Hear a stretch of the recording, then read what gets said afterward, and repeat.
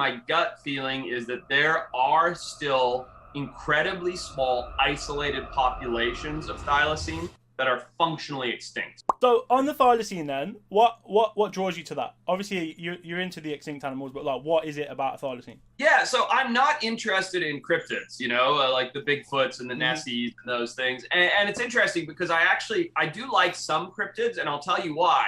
Because some cryptid stories are founded in a reality of a misidentified animal, and that interests me. And that's the case with thylacine in Papua New Guinea, by the way, and we can circle back to that. But so I say I'm not interested in cryptids, but I'm interested in the lore that's associated with certain crypto-like animals because they're usually founded in real animals. Anyway, all that to be said, the thylacine is the most iconic Lazarus taxon to ever walk the face of the earth. If that creature was brought back, it would be, it was big when we found the tortoise, right? It was big when we got video of the leopard. But nobody outside of the several thousand people that watch my show, or whatever, few 100,000 people that watch my show, and maybe another 1,000 or 2 biologists even know what these animals that I typically rediscover are, right? Every kid that grows up in Australasia, whether it's New Zealand or Australia, and even a ton of kids from the United States, the United Kingdom, know what a thylacine is for some reason. It's got this iconic sort of a badge to it that people are drawn to. So anyway, so why am I so fascinated by the thylacine?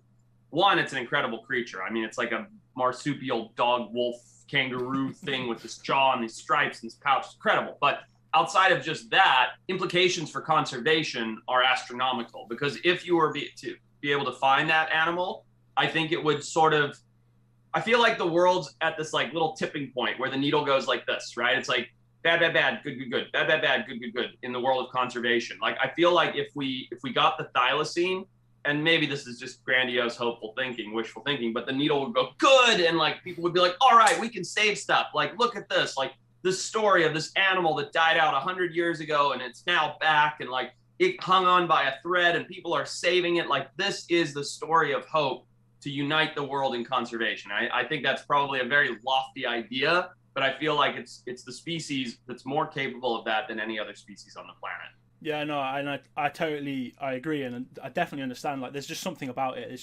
It's mesmerizing, really, isn't it? Now, mesmerizing. On that, do you think it is still out there? Do you think there's possibility for that? I go back and forth.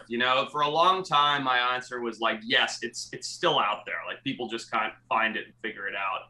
And then I waver and go, yeah, it's probably not still out there. Because this is like, and this is the scientist in me fighting the romantic hopeful in me. Yeah. And I think at the end of the day, my gut feeling is that there are still incredibly small, isolated populations of thylacine that are functionally extinct. Extinct means it's gone, right? Like, it doesn't exist anymore, eradicated.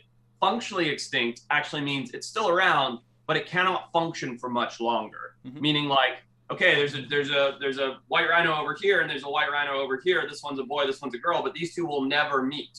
So they're functionally extinct, because when one of these two dies, that's the end. Or the Rapidus turtle in Vietnam, like, there's 3 of them. When one of them goes, that's the end. So they're extinct functionally. Like, they don't really have the ability to bounce back without human intervention. So that's what functionally extinct means. And my instinct, or that it's slowly dwindling, right? It doesn't necessarily mean that this generation is the last one. It just means that it's not coming back.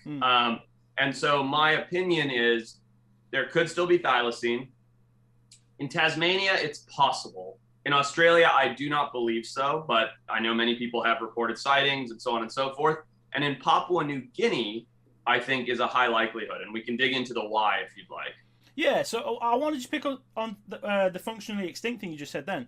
Do you mean there could be some in Tasmania, there could be some in Papua New Guinea, and that's where, like, they'll never meet? Or do you mean, like, in the same place? Like, Tasmania populations or Papua New Guinea populations? Both.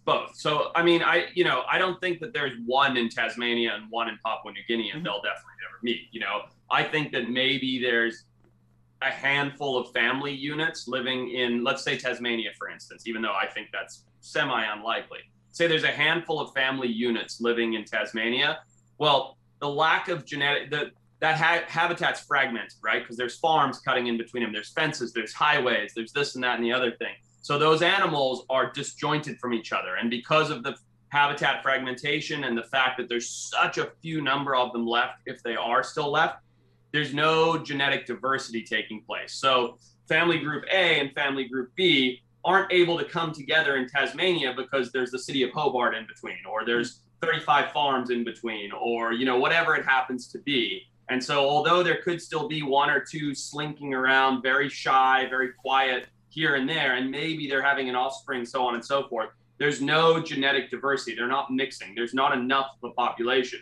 Cookie, if you and I, and we're both boys, but if you and I, say you're a lovely lady, you and I were the last two humans on Earth, right? And this is an Adam and Eve situation. We can't repopulate the Earth, contrary to popular opinion, because our children might be okay, but their children are going to be some kind of weird, messed up disease mutant, and so on and so forth, because we're not mixing with other genes. There's no more genes. It's just Cookie and I having a very round-faced, ugly kid, and I don't know. It'd be very beautiful.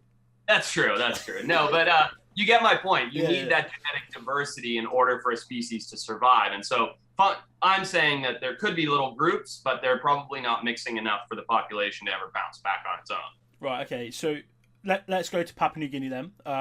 Considering that's what you say, what you think is the most likely. Why do you think that is the most likely? What's going on there? So, thylacine once roamed from Papua New Guinea down through Australia and into Tasmania. Okay.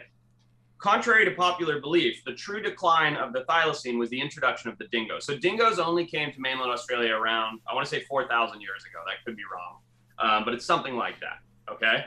And when dingoes came, they were better competitors. So dingoes are a mammalian carnivore. They are not a marsupial carnivore, right? So it's like your dog is a dingo. Now, they came with people that settled Australia. Now, well, that's the theory anyway. Now, when dingoes came over, they went, hey, this is great habitat, right? Like there's tons of wallabies to eat, and there's these places to have my pups and my litters, and they outcompeted the thylacine. So that's pretty much why the thylacine died out from mainland Australia.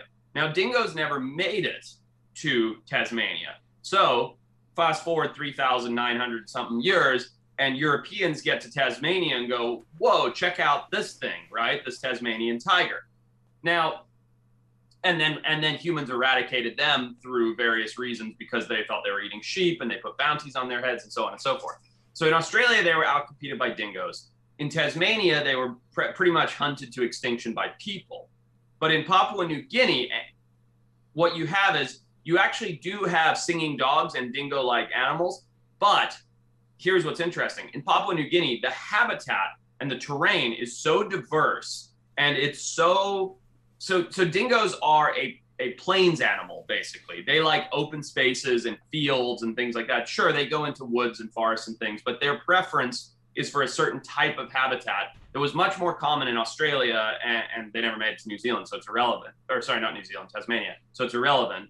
But in Papua New Guinea, what you have is literally impenetrable jungles, unbelievable mountain ranges, things, and Australia's got some cool shit too, don't get me wrong here. But in Papua New Guinea, I mean, there are many mountains that have never been traversed in Papua New Guinea because it's just such a rugged, gnarly habitat. So all it would take, essentially, is for a group of dingoes to be in Papua New Guinea, singing dogs, whichever species you want to consider them, and them being like, okay, we can't actually cross over into this habitat. We only got here 4,000 years ago. But when we got dumped here in Port Moresby or wherever it is, Papua New Guinea, you know, we spread out. But here's this insane, you know, like the Fly River or one of these insane mountain ranges, and we can't actually cross over that.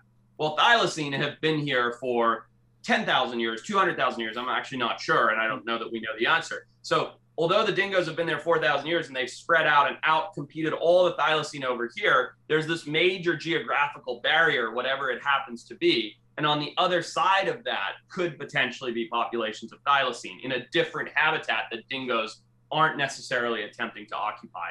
And because Papua New Guinea is so diverse, it's so impenetrable, it's so unexplored. And by the way, basically every biological expedition that goes to Papua New Guinea turns up new species.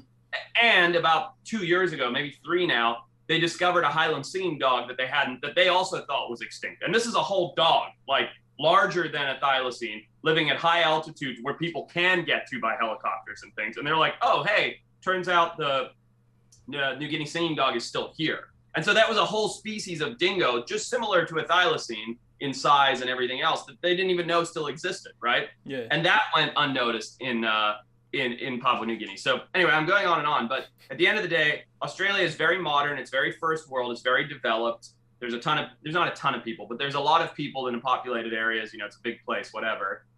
There's no proof. Tasmania, the thylacine was not outcompeted by the dingo. There's still sightings popping up. But again, it's pretty modern. It's pretty advanced. There's a lot of people with trail cameras, things like that. You know, there's our buddy Neil, who hasn't turned up anything since. And then in Papua New Guinea, you've got this gargantuan tract of land. I mean, it's absolutely enormous. It's segregated by geographical barriers. There are dingoes there, but they're probably they are cut off from certain habitats because the geography is such. And the thylacine has been there a lot longer. So as long as the thylacine was able to spread out more in their longer period of occupation, then the dingo wouldn't have been able to outcompete them in those various remote pockets, is my theory.